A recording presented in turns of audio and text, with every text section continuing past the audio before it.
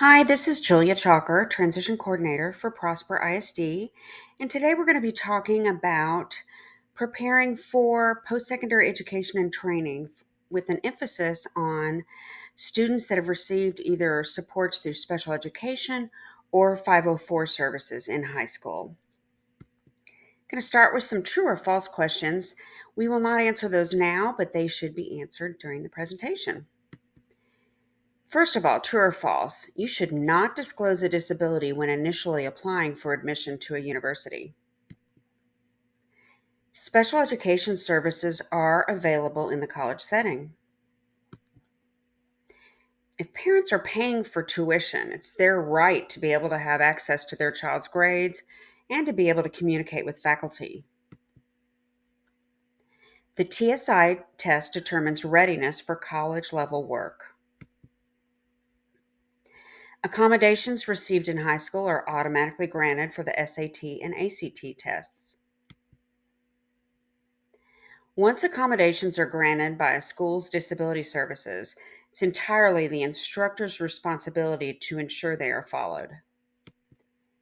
And 7, parents encouraging the development of independence, self advocacy, and time management skills can increase the likelihood of success at the post secondary level.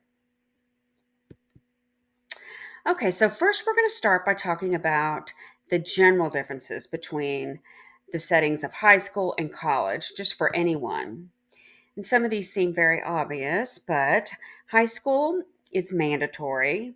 We have compulsory attendance in school, and high schools are usually free. You have that option.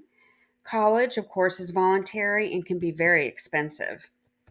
There's a big difference between personal freedom and responsibility between high school and college. In high school, students have less freedom. They usually are living at home with their parents. Their classes are pretty much arranged for them.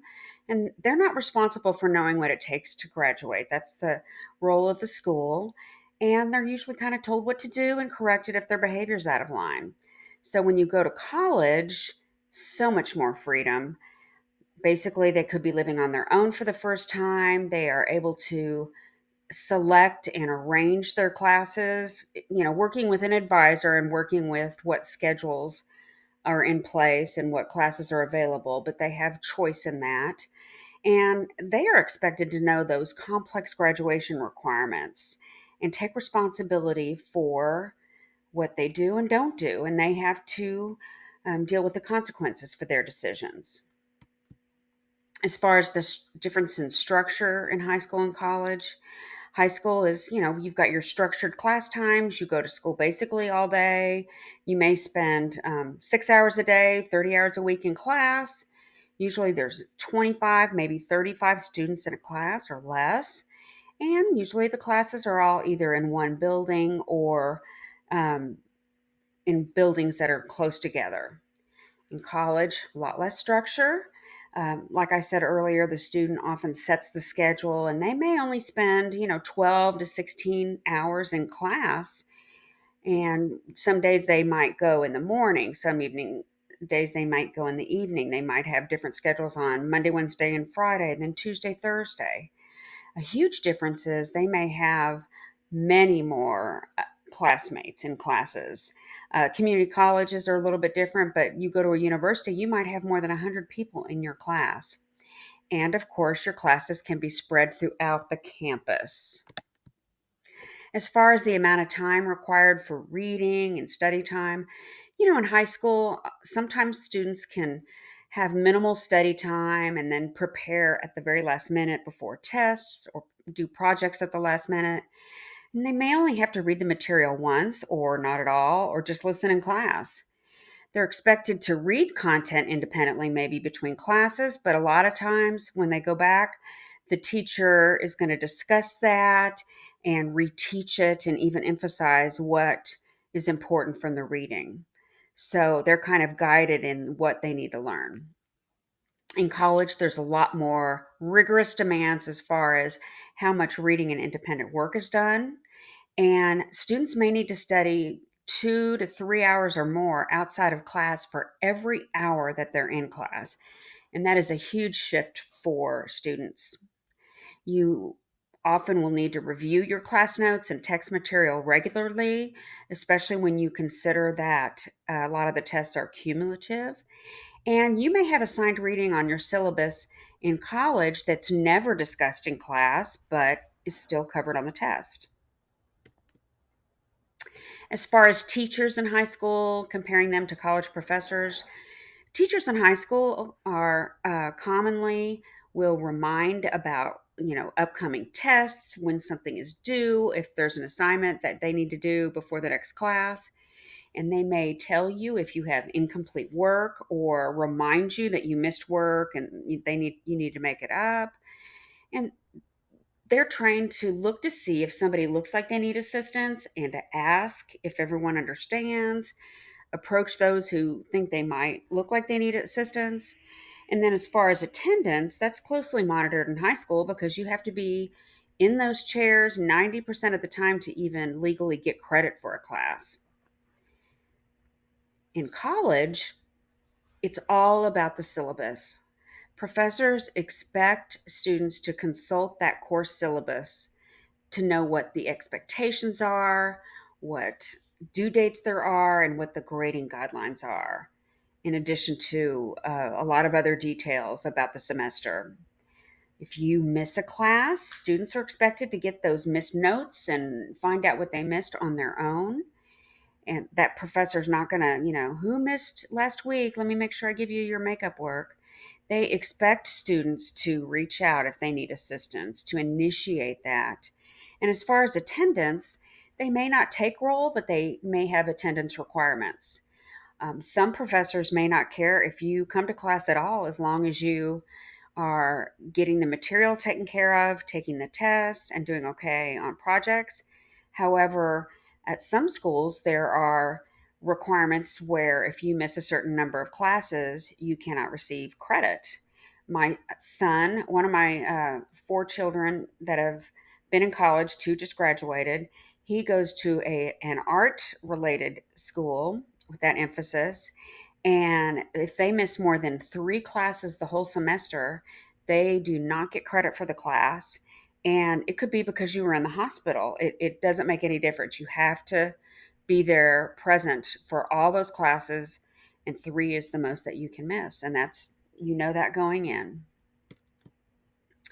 As far as comprehension in high school, teachers are really trained to help students to make conclusions, to make those connections and kind of think through that thinking process, connect the dots. In college, the professors may not be trained in teaching methods at all. A lot of college professors are there because they are interested in research, they're looking for tenure, and they're not as good necessarily at helping students to make those connections and helping lead them through the thinking process. In college, students are expected to take notes as well as to connect those points themselves. And they're the ones responsible for kind of thinking through and applying what has been learned. As far as tests, in high school, there are a lot more frequent tests on shorter or less material. And generally, or always in high school, if you miss a test, you're allowed to make up that test if you do it within a reasonable amount of time and follow certain guidelines. And something I am not particularly fond of is that high school students are often able to take retests or do test corrections for a higher grade. And the reason why I don't like that a whole lot is because you are never going to have that opportunity in college. And I think a lot of students rely on knowing that they're going to get that in high school. And, I don't have to study that hard because I always know that retest option is going to be there. In high school, teachers will usually review for a test, maybe give out a review, pointing out what is going to be on the test and what those important concepts are. And mastery in high school, it might not just be four tests. The grade may consist of all your daily grades, quiz grades, project grades, and tests. In college, you may only have two or three tests in a semester. So testing is infrequent. And like I said earlier, it can be cumulative and cover a very large amount of material. And no retests or test corrections are going to happen. And makeup tests are seldom an option either. Mastery involves the ability to apply what you have learned to new situations or to solve new problems. So there might be something new on your test that you've not encountered, but that you're supposed to be able to use the information and the material that you've learned to apply to answer that uh, question. And as far as grades, most assigned work in high school is graded. So if you don't do well on tests, for example, but you do well at getting all your daily work in and doing well on those assignments, that might raise your grade up. So your total grade can be based on many grades. And you earn a credit as long as you get a 70 or higher and you are in those seats 90% of the time you meet those attendance requirements.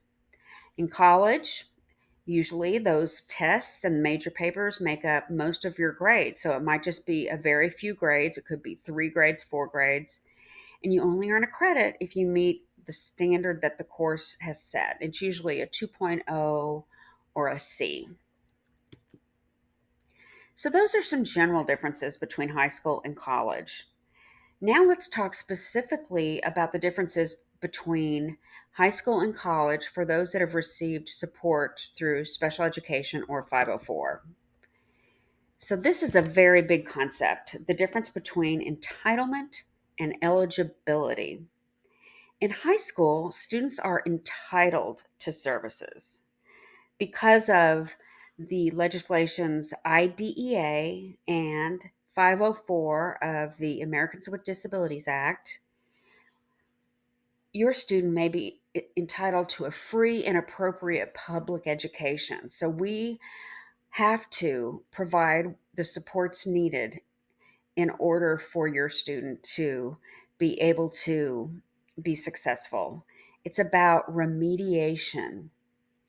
In college, you're not entitled to these services. You have to be eligible for them. You have to qualify, provide the right um, paperwork and diagnostic materials to show that you're eligible. And it's all about reasonable accommodations. It's through the Americans with Disability Act and protection from discrimination in the educational setting. So it's about not about remediation, but equal access, that the playing field is even. As far as responsibility, in high school, the school district is responsible for evaluating, planning your educational plan, and implementing programs and services. And it's the ARD committee or the 504 committee that determines what goals, mastery levels are, what accommodations and supports are needed, and those types of things. In college, big shift. In college, the student is going to be responsible for notifying disability services, providing that documentation, and if more evaluation is needed, the student would be responsible for paying for that. And of course, the playing field has to be even. So the goals, mastery levels, grades, that kind of thing are all determined by the instructor. Everyone is required to learn the same thing. And related to that, some students in high school in special education, not in 504, they might be receiving some content modifications to their courses if that has been determined necessary. And that means that you may not be learning the depth or every part of the curriculum in high school. In college, like I've said, all students are required to complete all coursework as outlined on the syllabus. So no modifications are provided. So that's a big change. And that's kind of what we mean when we say there's no special education in college. The curriculum cannot be modified. It's all about accommodating so that you have equal access. As far as self advocacy, there's a big shift with that too. So in high school, we want students to be able to speak up and advocate for themselves, but they're kind of learning how to do that, and they're given opportunities to practice that. But primarily in high school, it's the role of the teachers and the parents to advocate for services. We definitely want students to work on that, though. We want them to develop an understanding of what their disability is and why they receive services and what accommodations or modifications that they are receiving. But in college, the reason why we want them to do that is because in college, the role of advocacy goes directly to the students. They are the ones that have to advocate for themselves. And they need to go to disability services and they need to be able to identify why they received services in high school and what supports they received and what they would like to have now. A parent can go with them on the first visit to disability services, but it will be the student's role to really make sure that that process happens. So, FERPA is the Family Educational Rights and Privacy Act. And just a little information about that. Basically, it's involving privacy laws that protect private information and that being released to third parties. But for our use, I want you to understand that because of FERPA, a student's grades in college or their academic standing is sent to the student and not to parents. Now, there are some colleges where a parent can sign additional paperwork that's approved by the student because they're the adult student, where the grades can go to the parents. But what I have done as a parent is my kids just know that they need to give me their logon information since I'm helping paying for school. That I need to be able to access that when I want to check grades. But basically, a student can sign that PERPA waiver form, and that allows a parent to maybe go to the first meeting with disability services or to maybe get the grades if that's what y'all would like to happen. But that doesn't mean or give access to parents to uh, conduct any business for their child or to contact instructors and talk to the instructors. That FERPA form does not do that. So let's talk about college disability services. So, like I said, there's no special education services in college, but all post secondary education institutions are required to provide accommodations for students who qualify. And that's all part of that Americans with Disabilities Act. But I will tell you that some departments are better than others. Some schools are known to have really good services, and some really just have the very basic supports available. Some universities have additional programs that you can pay for that have fees for service, and they might be for organizational purposes, they might be for students with autism, but those are above and beyond the basic disability services.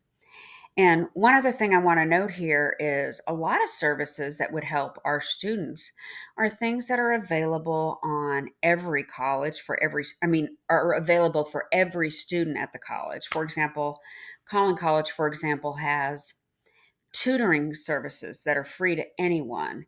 They have writing services where you can email the paper you're working on and get feedback on it. There's a math lab. So there's a lot of services that are available to every student. And generally, if you're looking to find out information about disability services at a school, you can go to the website and put disability in the search box, and that will usually take you right to the page where they have information about disability services, what the criteria for eligibility, and the whole process. So, here's an example of some of the possible accommodations that you might be granted at the college level. This is definitely not complete, and this does not mean that these are accommodations that you would always be granted.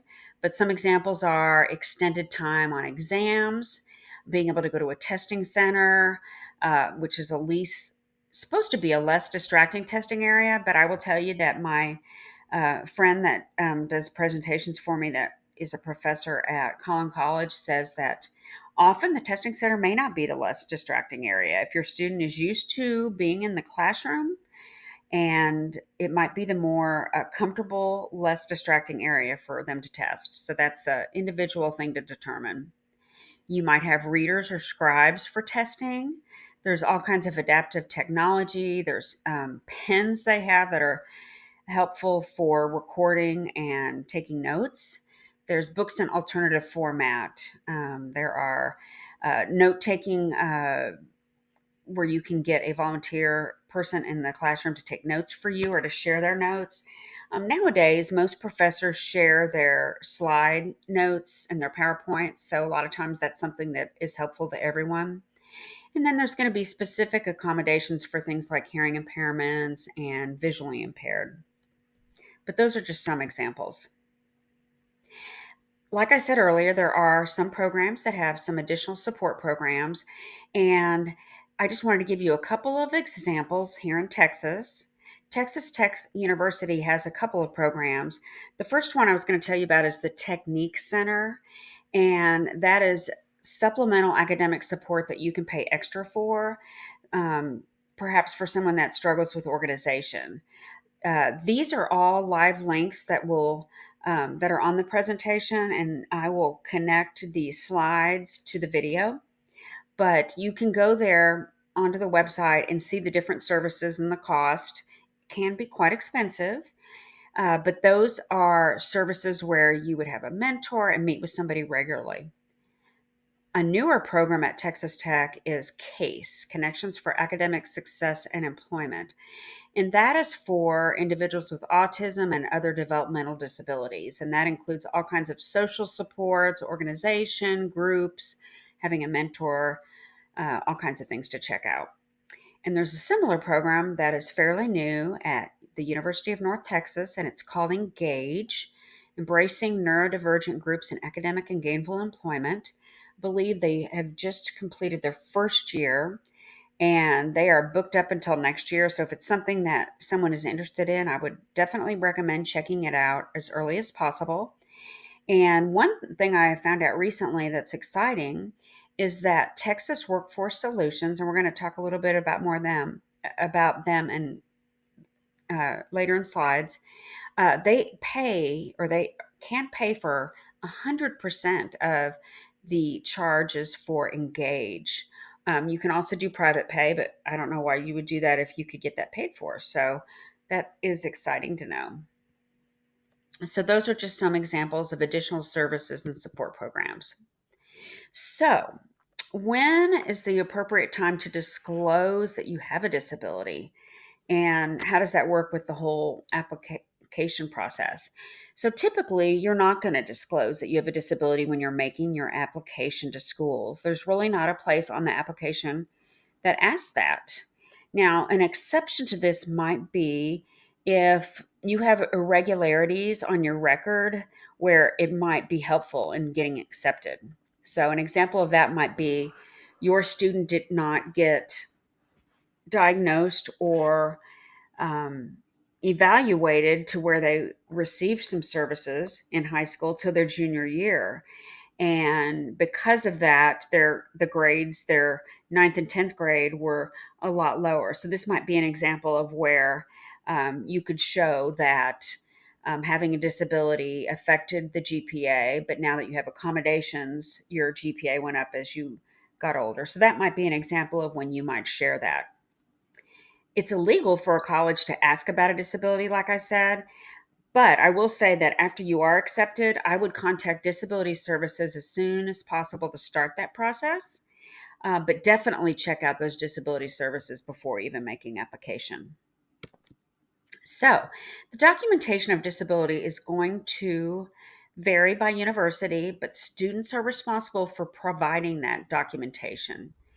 And in special education, we're going to send you off with your latest IEP, your latest evaluation, and a summary of your high school performance. I will be honest, that is a requirement of Texas to provide that summary of performance for special education. And I've been told most universities don't really look at that. They're going to look at that IEP and that evaluation. In most cases, they want the documentation to be no more than 3 years old, and Prosper is very good about timing your evaluation to take place your junior or senior year so that your evaluation is within that timeline. We have found that students that have received accommodations for dyslexia under 504, that sometimes you may need an updated evaluation. So I would be proactive and contact the dyslexia specialist if you think that you are going to have an evaluation that is not 3 years old or younger or shorter.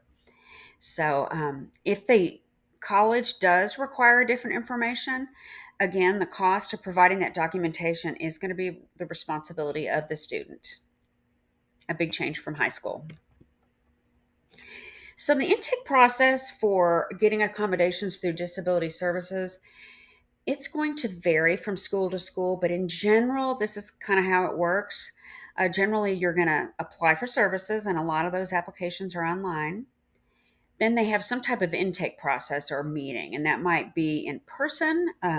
These days, it might be by Zoom, but you'll have some type of disability services advisor that helps you. They're going to look at your documentation and talk to you about what accommodations you would like to request. And then they're going to have a committee that looks at that. And they may meet every other week, once a month, but they come up with a list of what reasonable academic accommodations they are approving. And once those are granted, professors are going to receive an email, but generally it is still going to be up to the student to follow up with each professor. And so that can be very intimidating to a student. So that's why it's really important in high school to have your student communicate with those teachers, to reach out when they have issues, to email them. It's going to be great practice for when they have to do that in college. So, as far as college admissions and testing,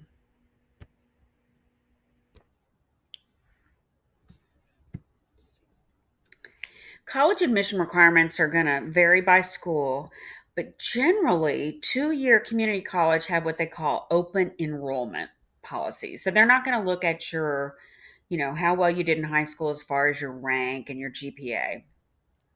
They are going to look at your transcript that you met the requirements and that you graduated. They're going to require a test called the TSI that we'll talk about. They might require, the bacterial meningitis shot. So there's going to be requirements, but they're not going to look at your high school performance. For your universities, they're all going to have their own admission requirements that might include GPA and rank and certain scores that you need for SAT or ACT. Some may have essays. And some colleges even are going to require that a student participated in extracurricular activities or volunteer experience. Now, if a student is transferring from a 2 year community college to a 4 year college, those transfer requirements are going to be different. They're not going to require SAT or ACT or look at the high school rank. They're going to look at how you did at the community college. It used to be that if you received any modified curriculum in high school that you had to start at a 2 year community college, and that is not the case anymore. However, you would have to meet those entrance requirements, including testing requirements. And I will say that sometimes students that received a lot of modified curriculum in high school, they may have some difficulty demonstrating they are at college level on required testing. SAT and ACT tests.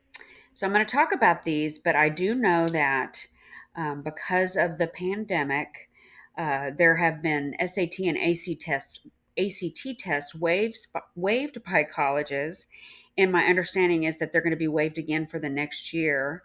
So some of these things may not apply at this time, but generally you have to meet minimum scores required by a college or university. And if you received accommodations, you can apply for accommodations with the College Board or the ACT. Now, you're not guaranteed that the accommodations you get in high school that you're going to automatically get those on those tests.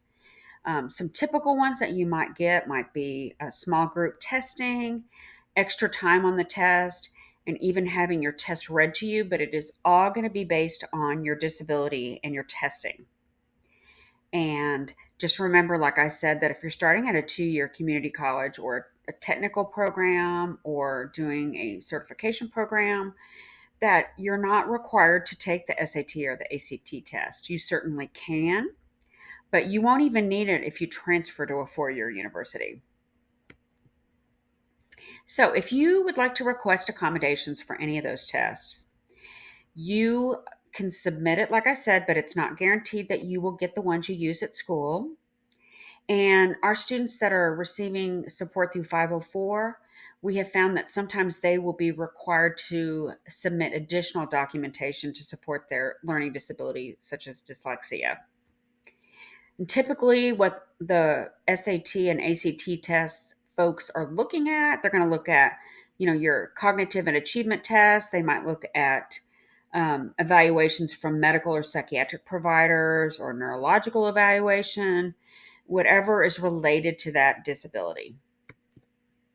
So there's a different process for applying for accommodations for both of those. So for the PSAT or the SAT, usually that's handled through the ARD process or the 504 meeting process. And then those requests will get sent to the testing coordinator for your campus, and they are going to submit that to the college board. And once you have applied, you only need to apply once unless you're requesting different accommodations. So kind of one and done with PSAT and SAT. As far as ACT, those requests are usually initiated by parents through the ACT website. So you'll just go into the ACT website and look for the Students with Disability Services page. After that, after that parent initiation, ACT generates an email that's presented to the or sent to the testing coordinator of the school, and that person is who applies for the accommodations and uploads the required documents. So that is taken care of after the parent initiates it.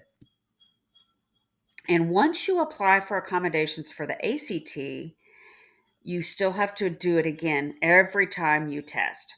So that's a big difference. Now I'm going to tell you about the Texas Success Initiative, the TSI program. So that is a test that's required in Texas to show that a student is ready for college level coursework. And all incoming college students in Texas are required to take it unless they're exempt. So if you're going to a four-year university and you have to take the SAT or the ACT, that would exempt you from the TSI. So we're basically talking about community colleges having to take the TSI test. So, based on how you do on that test, you're either going to be enrolled in college level courses or put in a developmental course. And the thing about the developmental course is that you can't start taking those college level courses until you can demonstrate that college readiness. So, if you don't place at the college level the first time you do the TSI, you've got a couple different options. You can go ahead and start in those developmental classes, or you can take the TSI test again.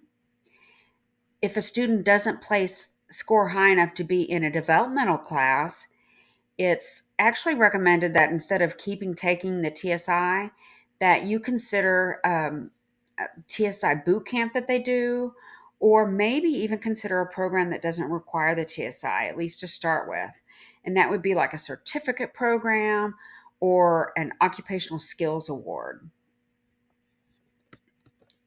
So, what do you expect on the TSI? First of all, it is what they call computer adaptive. So, those multiple choice tests are going to, depending on how you do on a response, the questions are either going to get harder or easier. And so, it is computer adaptive. All those TSI tests are untimed. You can take as much time as you want. So, extra time is not allotted for that. The math, there's going to be 20 questions in 4 content areas. You don't use a handheld calculator, but there's a built in calculator provided. And as far as English, language arts, and reading, there's going to be 30 questions, different subcategories, different content categories. And on the essay, there's going to be one randomly selected topic where you're expected to do an essay of 300 to 600 words. And there's a lot more details available online about the requirements on the TSI, but it's important to note that your word count matters, your grammar matters, and they look at variation in word choice. So the essay is very closely graded. So, possible exemptions if you're coming in as a freshman. So, some of this won't apply because of the SAT and the ACT situation currently, but depending on how you do on the SAT or the ACT, you might be exempt, and these are the scores that you would need.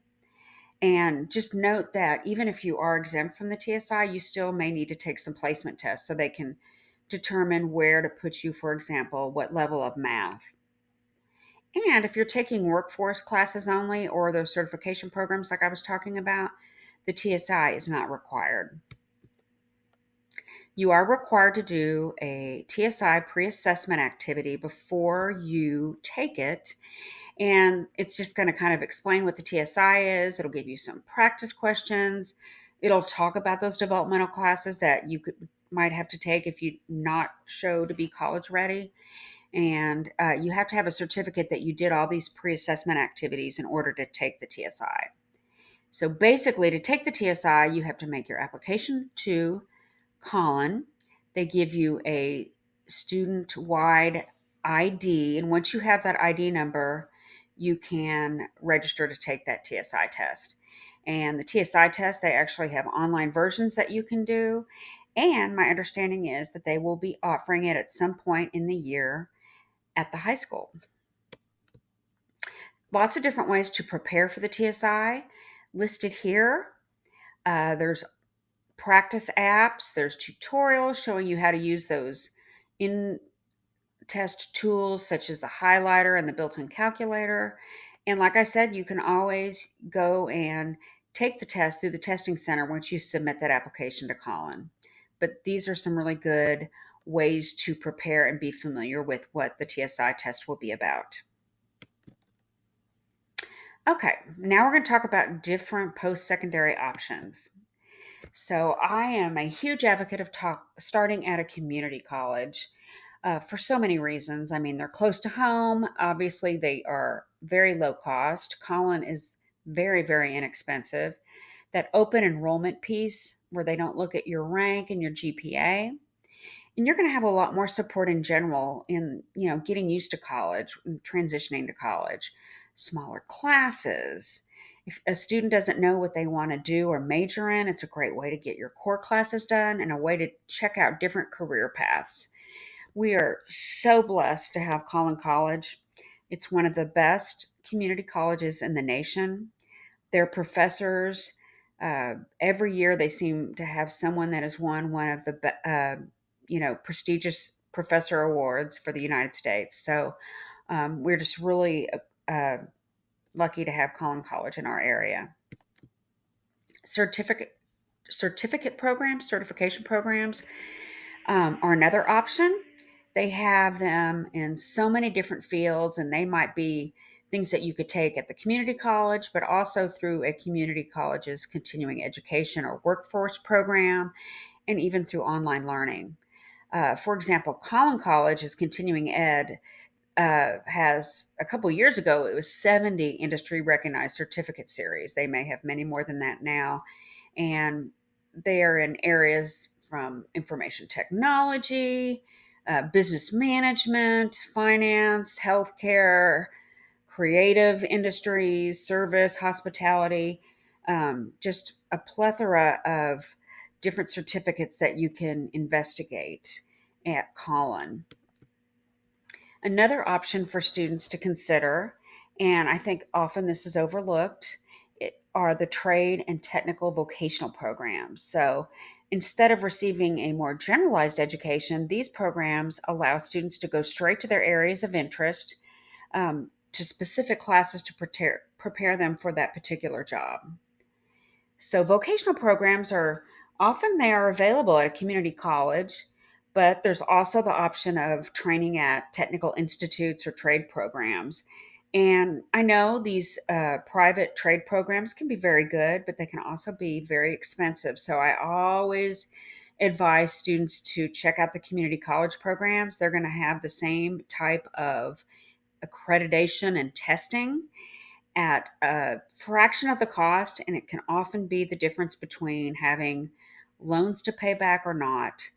And these programs allow students to go straight to their areas of interest, and there is going to be a huge need for a lot of these areas, as far as automotive, construction, plumbing.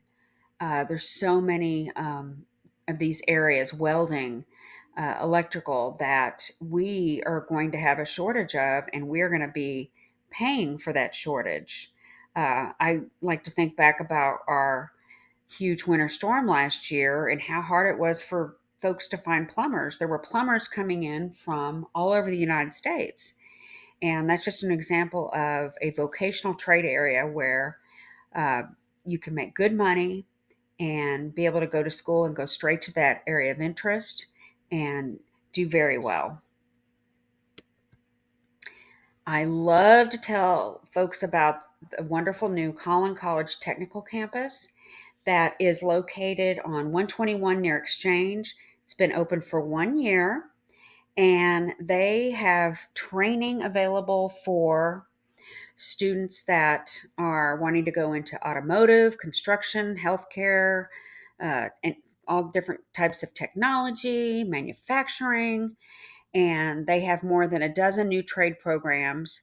And what I really, really like about it is that they have committed to changing their programming over time based on what our area's needs are. So if Collin County develops a need for um, underwater basket weaving, this is just a funny example, they're going to have a program for that to meet those needs for employment. Um, I have toured the center. It is a wonderful facility. Everything is state of the art. For example, their automotive program has partnered with Mercedes and Toyota, and just pristine, state of the art um, equipment and partnerships. Just very, very impressive. And I recommend that you check it out and consider that to be an option. So, the Collin College Technical Campus.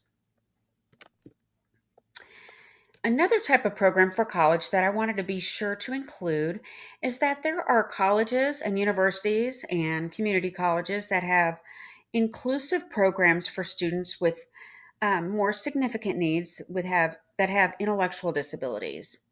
So these are things that have grown on campuses since 2008, when the Higher Education Opportunity Act made it possible for students to have transition services on college campuses. So these programs usually are emphasizing career and technical and independent living instruction to help these individuals prepare for employment.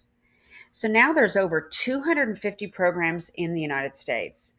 Only 15 of those right now are in Texas, with 6 of those being at universities. But Texas is developing more. I hear about them all the time. So hopefully there will be more options for that in Texas. Some of these programs are at 2 year community colleges, but a lot of them are at 4 year colleges, and some even offer a residential component. And different colleges offer different credentials that you receive through these programs. Most commonly, they get some type of certificate. And some of these programs include inclusion in some regular college classes with students without disabilities, and some do not. And for example, Aggie Achieve is a program at Texas A&M. They participate in a college class each semester with other students, but usually it's something that um, would kind of support what they are doing in that program. Uh, One way to look and find more information about these programs is to go to this great website, thinkcollege.net, and this is a link to that. And then also, we have done an inclusive post secondary program panel video. And this is a link that interviews 2 students from Aggie Achieve and one from a similar program in Mississippi, where you can hear about the different requirements and expectations and what they have benefited from as far as through these programs. Parents have asked about scholarships for students with disabilities, and there are definitely scholarships that are available for students with disabilities, just like there are for any other minority. And some might be very general scholarships for those with learning differences, or there may be specific scholarships for individuals that are may have specific disabilities or that are going into certain careers or even for particular colleges. I always recommend that you just go into the search bar and search for scholarships for, and you might do scholarships for autism, scholarships for hearing impairment, scholarship for teachers for students with disabilities. And these sites below are also sites that you can check out different disabilities. A lot of these websites will show the same scholarships as other websites. So definitely check that out and don't wait to the last minute senior year to do it.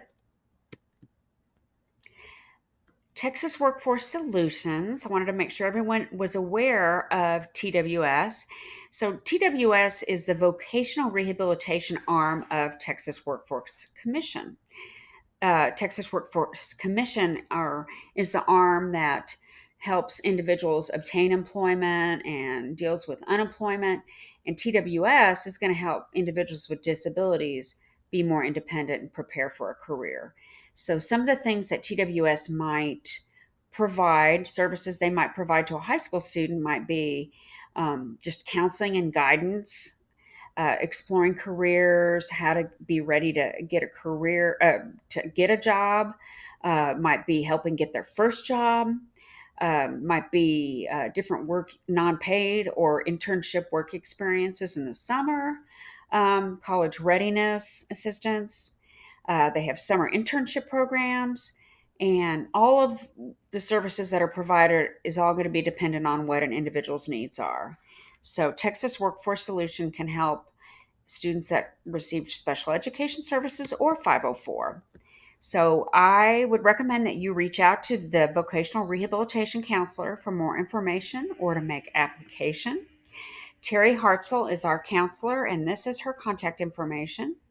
If your student is a senior, seniors are recommended to make application first semester so that they can work with our counselor. If you wait until later than that, you'll end up having to work with the adult services division of TWS, which is fine, but it's probably better to work with our counselor that works with our high school students if possible. And you can start working with Texas Workforce immediately as a ninth grader, so you do not have to wait until you're close to graduation. So, what can you do now to support your student in preparing for college? This right here is a link to a seminar that we do, and we'll probably do one later this year. But Cheryl Holton is a professor at Collin College that her job is to teach kids about how to be successful in college.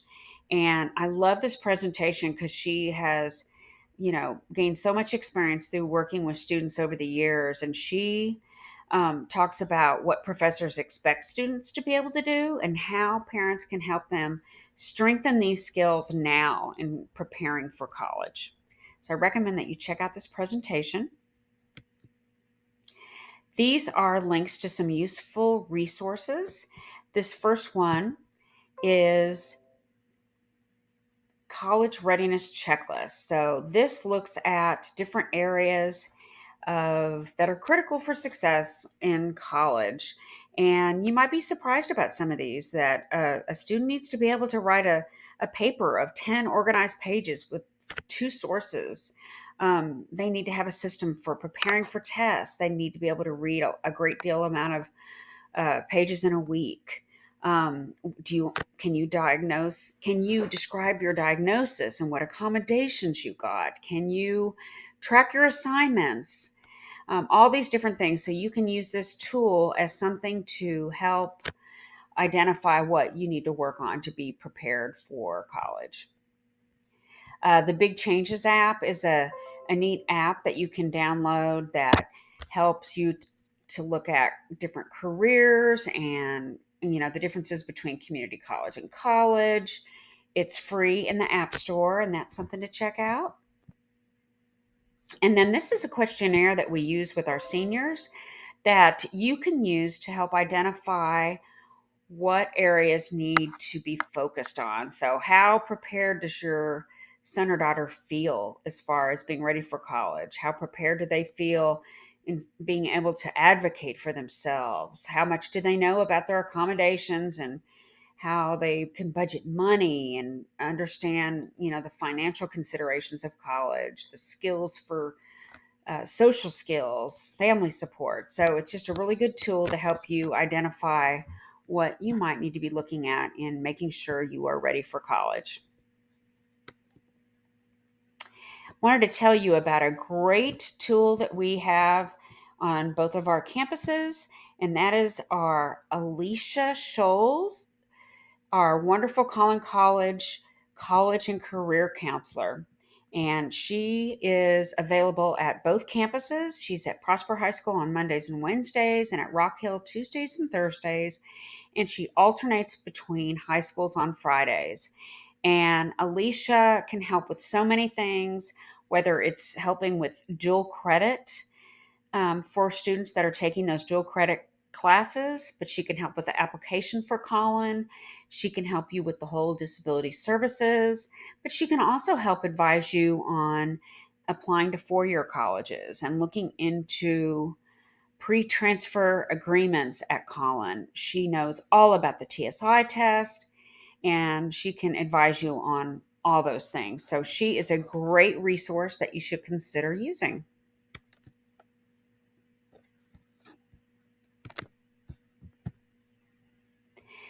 I wanted to be sure that everyone has your contacts that you need.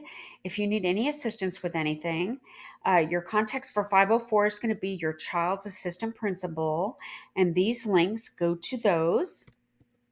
For special education, these are email contacts for our diagnosticians and our transition specialists at both campuses, as well as my contact information.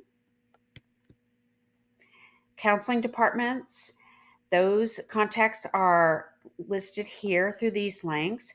And the testing coordinators, the one for Prosper High School is going to be Irish Mahan. And the testing coordinator at Rock Hill is Sharon Kelly.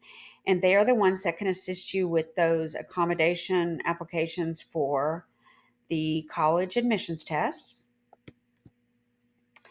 And at this point, I would normally ask for questions, but if you have any questions, you are welcome to address those to any of those contacts listed, and we would love to help you with any of those. We really appreciate you listening today, and know that we do this presentation every year and update information that may have changed. And just know that we would like to support you in helping your child transition to college, but that a lot of that is just about knowing the differences and encouraging your child to start advocating and doing these things while they're in high school and have your support. So thanks so much, and I hope you have a great day.